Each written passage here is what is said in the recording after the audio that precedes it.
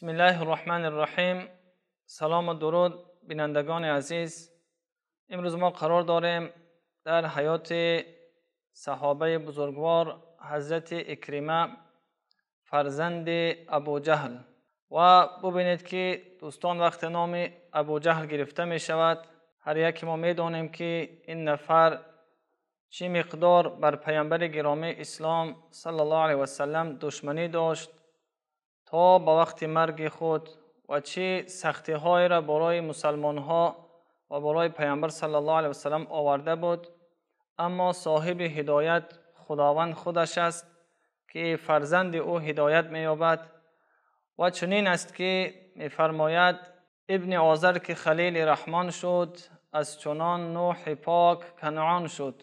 همین است که اگر خداوند نفری را هدایت نصیب کرده باشد، اگر چند پدر حضرت ابراهیم علیه السلام بت پرست بودند آذر، اما از این نفر پیامبری به دنیا آمد که پیامبری موحد و پیامبری مقرب دوست داشته خداوند گشت. و این چنین ببینیم که از حضرت نوح علیه السلام پیامبری گرامی فرزندی به دنیا می آید که با پدر خود و به خداوند ایمان برایش مناسب نمی شود و این است که می گوید پسر نوح با بدان بنشست، خاندان نبوتش بشکست.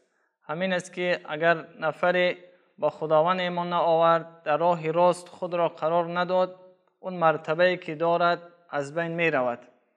و این چنین اکرمه یکی از صحابگان اهل بود، گرچه از پشت خبیث بوجهل بود. اکرمه را می بینیم که یکی از صحابگان بزرگ است. حالا در قصه شاهد می شویم، اگر چنده که پدرش یکی از نفران دشمنترین مسلمان ها ابو جهل بود و ابو لهب که مصطفی عم بود دشمن سرور فخر عالم شد. و می بینیم که از خاندان پیامبر عمک پیامبر ابو لهب با پیامبر صلی الله علیه و سلم ایمان نمی آورند. این اکرمه چه قصه دارد؟ ابو جهل وقتی که پیامبر صلی الله علیه و سلم اعلان پیامبری رسالت خود را اعلان کرد، ابو جهل از روزهای اول شروع کرد به اذیت و شکنجه کردن مسلمان ها و به پیامبر گرامی اسلام صلی الله علیه و سلم. و در این کار زشت، در این عملکردهای زشت ابو جهل، همین فرزندش اکرمه با او یک جا بود و به مسلمان ها ضرر می آوردند و به پیامبر صلی الله علیه و سلم دشمنی می ورزیدند. در یکی از جنگ های اول اسلام، غزوه های اول که غزوه بدر بود، وقتی که از مکه خارج شدند مشرکین مکه، اکرمه با پدر خود روان گشت تا اینکه با پیامبر صلی الله علیه و سلم جنگیده باشد و در این جنگ، در این غزوه ابو جهل کشته شد و همون صداهای آخری که روحش از بدنش بیرون می شد به چشم فرزندش افتاد و فرزندش اینقدر با پیامبر صلی الله علیه و سلم دشمنی داشت، دشمنیش دوچند شد، زیرا هم دشمنی این داشت که پیامبری او را قبول نکرده بود و همچنین از پدرش میخواست انتقام گرفته باشد. دوستان عزیز، اینجا یک نقطه است باید ذکر کرده شود که انسان عاقل هیچگاه دنبال کسی نمی رود که هدفمند نباشد. یعنی ببینید که پیامبر گرامی اسلام صلی الله علیه و سلم تنها مردم مکه را به سوی خداپرستی، یکتاپرستی دعوت کرده بود، نه به کدام اهل مکه، به خاندان اهل مکه ضرر آورده بود، بلکه به آنها کمک میکرد، بلکه در بین آنها امین شناخته میشد. هیچ ضرری از جانب پیامبر صلی الله علیه و سلم و همچنین از جانب اصحاب پیامبر به مردم مکه نرسیده بود. اما میبینیم که اکرمه با پدر خود یک هدف معین ندارد و نمیداند که چرا و با پدر خود می رود در مقابل پیامبر صلی الله علیه و سلم می جنگد. این خیلی یک حماقت است، این خیلی یک زشت است که انسان نداند که برای کی و برای چی می جنگد و حتی که کشته می شود. از این نقطه فهمیده می شود که انسان هر یک کار خود را و خاصتاً اینجا که مرگ است باید خوب سنجیده باشد که برای کی این کار را می کند. و بعد از این که در جنگ بدر شکست خوردن، در جنگ احد آمادگی دیدن، اکرمه با چند نفر دیگر که آنها هم پدرانشان برادرانشان کشته شده بودند آمدن به سوی غزوه احد و در این غزوه معلوم بود که از طرف مسلمان ها، از طرف اصحاب پیامبر صلی الله علیه و سلم خیلی ضرر آوردن، یعنی غالبیت را در اینجا مشرکین مکه به دست آوردن. اگر چند بین مورخین اینجا بحث است که این غالبیتی پره نبود، زیرا اگر یک نفر، یک گروه اگر غالبیت به دست آورد چند فایده هایی را باید گرفته باشد. یکی این است که همون منطقه را باید تصرف کند، دوم این است که اون نفری که بالاش غالب آمده است باید اطاعت کننده این نفر دیگر باشد. اما پیامبر صلی الله علیه و سلم اطاعت کننده اینها نگشته بود و این چنین اصحاب پیامبر و مدینه منوره در زیر اطاعت مکه نگشته بود. و این خاطر است که اینجا بحث است. به هر حال در این غزوه از مسلمان ها ضررها دیدن. حتی ابو سفیان اعلان کرد که این روز احد که ما غالب آمدیم به روز بدر جواب اون است، انتقام را ما گرفتیم، گفته اعلان کرد. و دیده می شود دوستان که در این غزوه احد اکرمه یعنی حاضر بود، در این خیلی جنگید و خیلی ضررها بر مسلمان ها وارد کرد. بعد از این در جنگ خندق اینچنین وقتا که مشرکین مکه آمدن مدینه منوره را محاصره کردند و چند روز آنجا نتونستند داخل شوند، اکرمه صبرش به آخر رسید و با چند نفر از یک جای پیدا کرد و داخل مدینه گشت.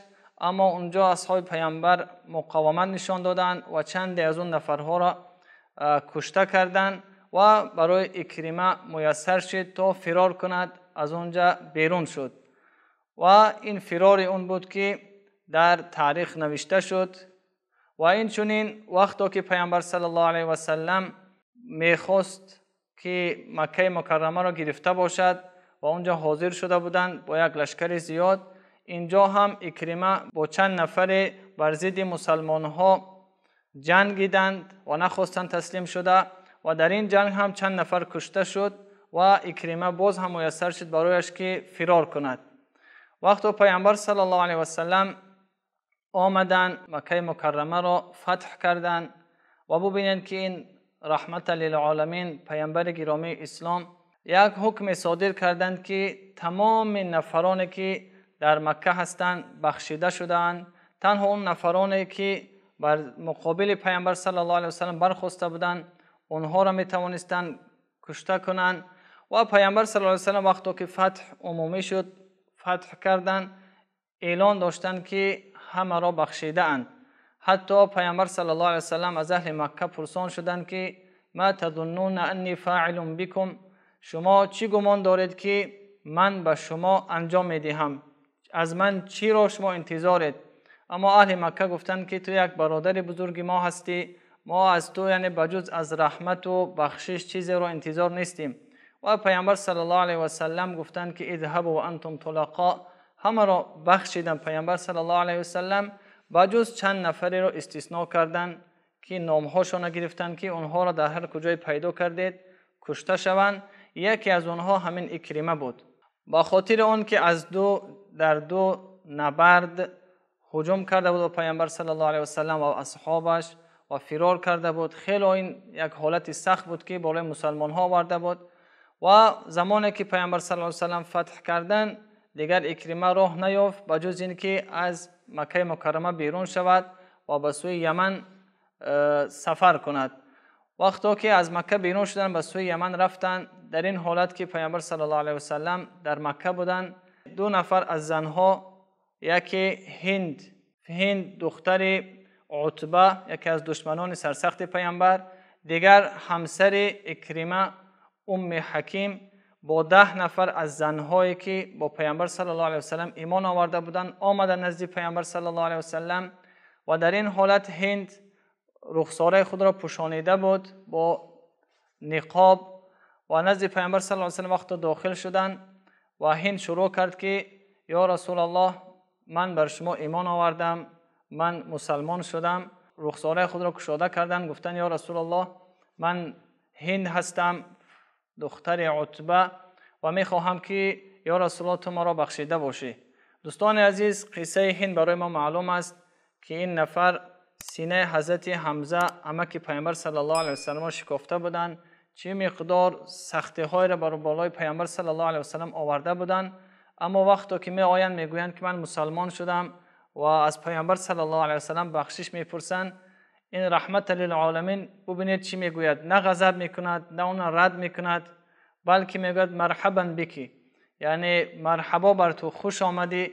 و با یک خوشحالی پیامبر گرامی اسلام صلی الله علیه و سلم اسلام هند را قبول میکنند.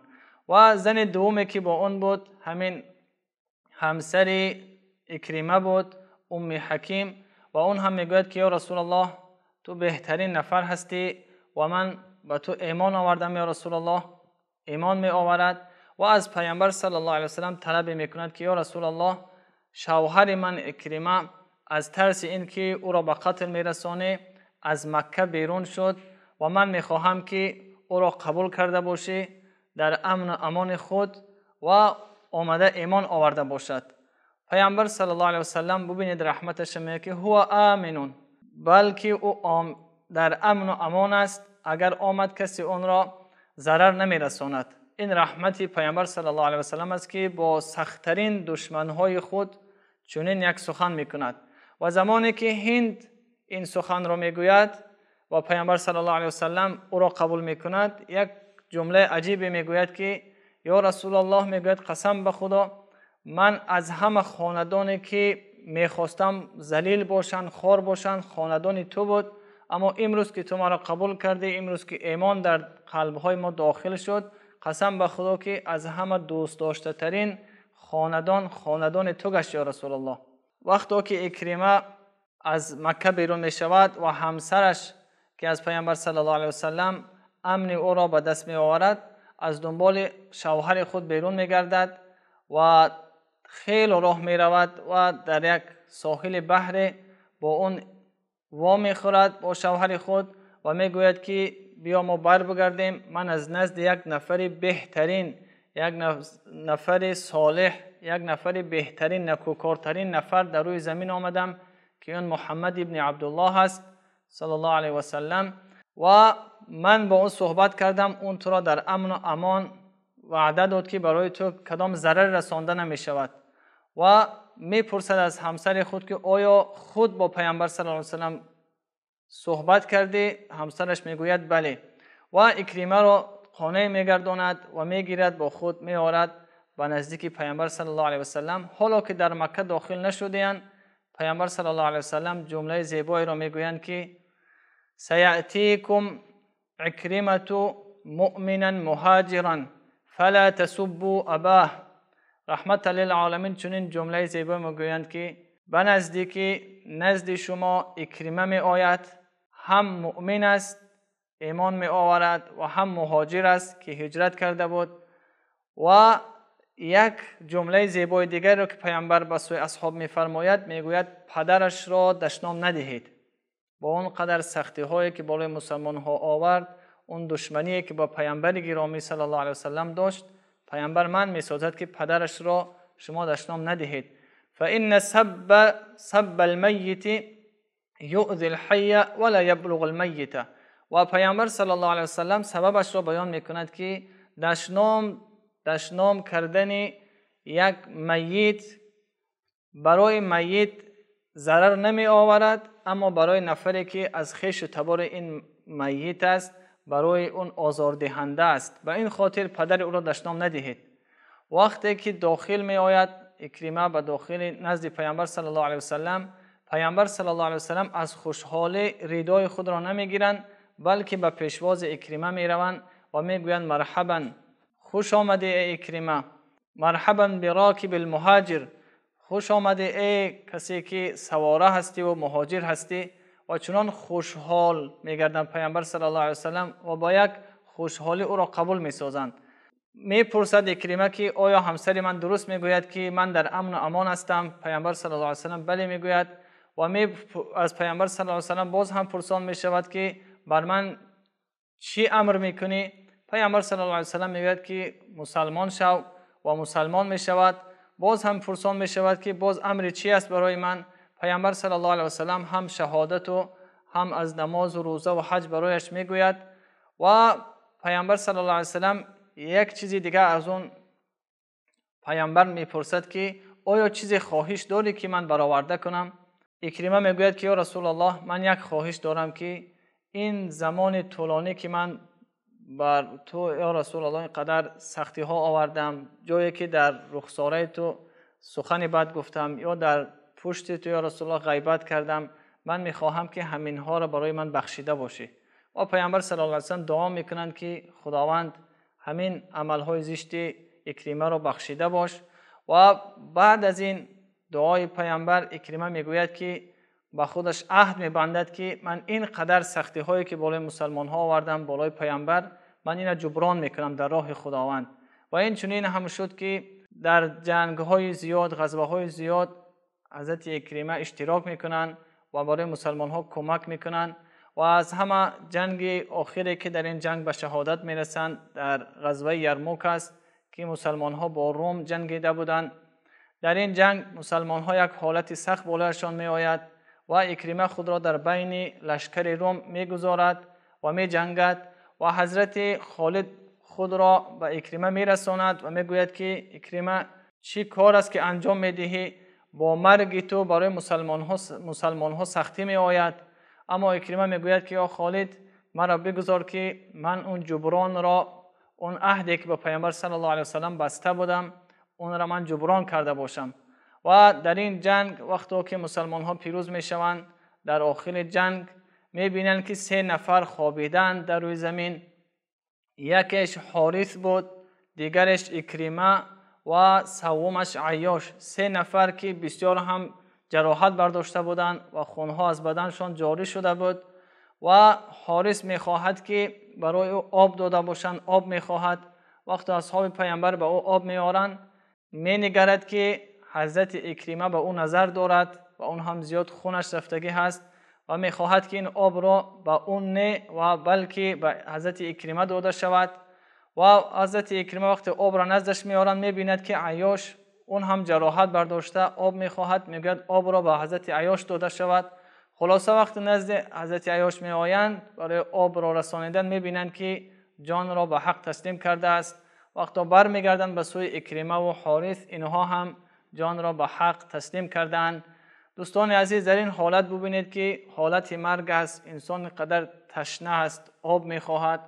در این حالتی که مرگ به سراغشون آمده است، اما فکر برادر خود را می کنند و یکی آب را به سوی دیگری روانه می کند که آب را در دیگری داده شود.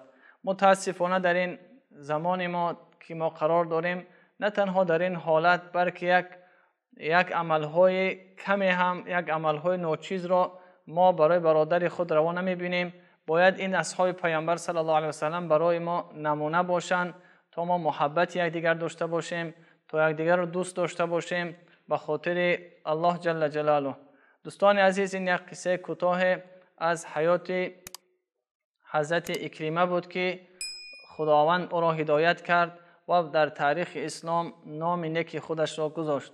خداوند از هر یک من و شما راضی باشد و یک شما را به الله منون میسپارم. السلام علیکم و رحمت الله.